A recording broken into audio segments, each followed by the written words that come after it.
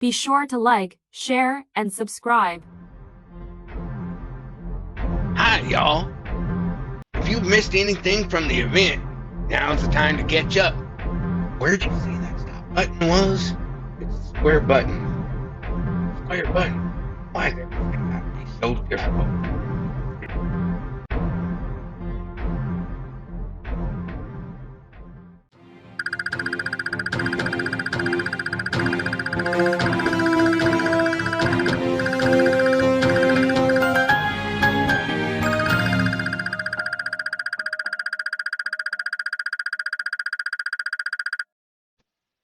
A short pun about mini blinds? Come on, it writes itself.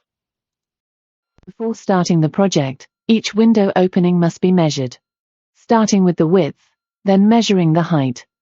Take your measurements to your local home improvement store. More often than not, they'll cut them to size for you. And once you have those purchased, then you'll be ready to install them. The blinds have finally been delivered. Sounds like we should get started then. You want to take 2 inches from the edge here and mark it accordingly. And then you take these guys here. These go in like this along the top of the windowsill. This little lip here holds it in place and supports the weight of it, where this lip here will allow the mini blinds to click into place. Take the backing off the adhesive strip here. Simply press the clip into place along the mark that was made. The adhesive strip is there to hold the clip in place until the screws are installed. If the screws provided do not reach the framing, longer screws may be required.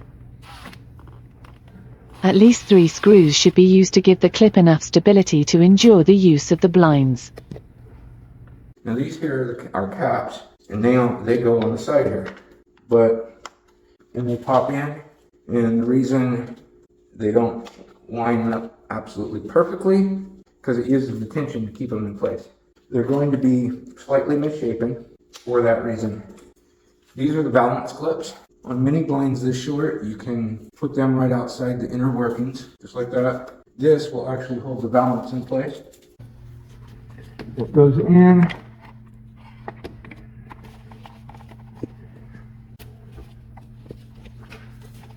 And you push it in and up. Now this is the balance. This is the balance corners, and we have balance sides as well. These corners connect the sides to the front. The valance sides would be used if the blinds were being installed on the outside of the window opening. They will not be necessary if the blinds are installed flush to the wall. And you start from the bottom, kind of push up to engage, and then push it in, and you're good to go. Lastly, click the control wand into the hole in the base of the blinds to complete installation. Also consider when you're dealing with larger window openings, you're going to have to deal with larger blinds kits. And availability for those blinds kits might be a little difficult to come by. You may be lucky enough to come across a blinds kit that is going to fit your larger window without having to go with a highly expensive custom kit. So splitting the window covering into 2 sets is quite difficult. When installing 2 sets for a single window opening, always use all of the support clips provided. Be sure to mark the center of the window as a reference point, and do not install the caps facing the center, to ensure a tight fit between the 2 sets. There we go. All nice and lined up here.